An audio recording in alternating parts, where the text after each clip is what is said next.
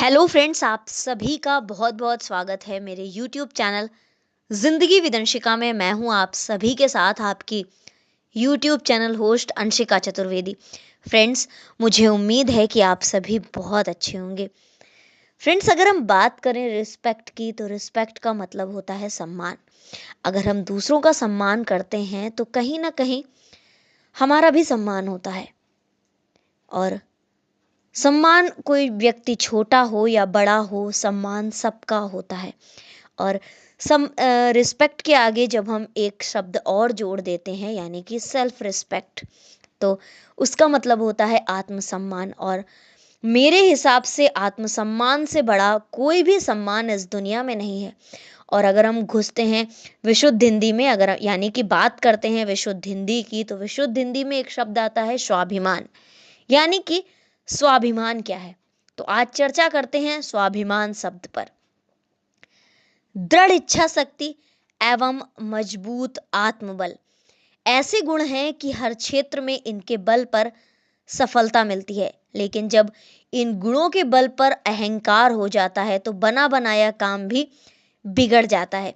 वाकई ये बात सही है कि जब हमारे अंदर डिटर्मिनेशन होता है, विल पावर होती है, तो ये ऐसी क्वालिटी हैं जिनके बल पर हम हर एरिया में सक्सेस को अचीव कर लेते हैं। लेकिन जब इन सब पर हावी होती है हमारी ईगो, तो कहीं ना कहीं बने बनाए काम भी बिगड़ जाते हैं। युद्ध की विभीषिका से बचने के लिए भगवान श्री राम ने रावण को समझाने के लिए उनके पास अंगद को भेजा था, ताकि वो माता सीता को सम्मान सहित लौटा दे। रावण को अंगद ने जब प्रभु राम श्री का संदेश दिया था, तब रावण अंगद का मखौल उड़ाने लगा था, यानी कि मजाक करने लगा था।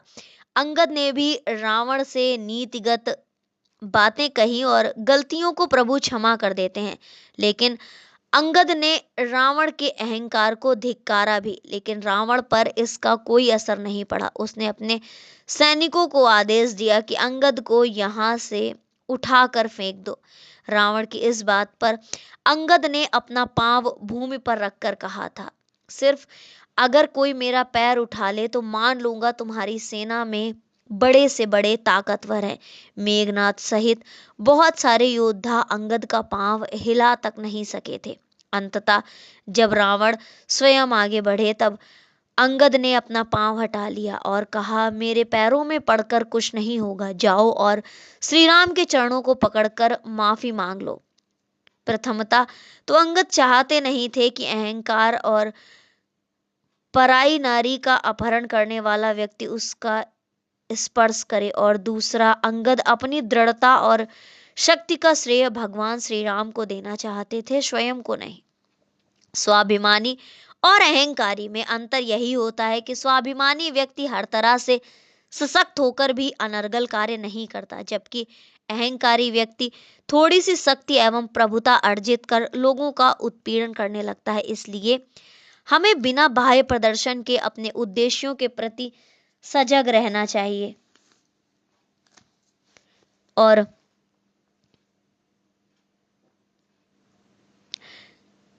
दिखावे की प्रवृत्ति जब बढ़ती है तो बहुत सारे स्वार्थी लोग अपने मतलब के लिए आगे पीछे लग जाते हैं, जिनका उद्देश्य सिर्फ और सिर्फ अपना स्वार्थ सिद्ध करना होता है।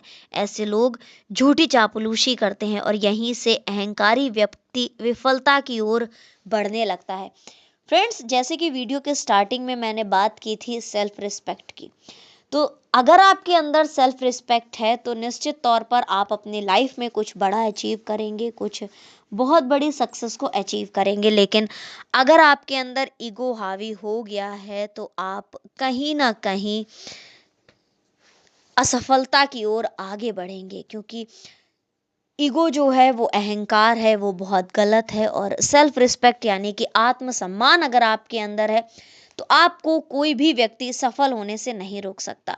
Thank you so much. Thanks for watching and thanks for supporting. Bye bye and take care.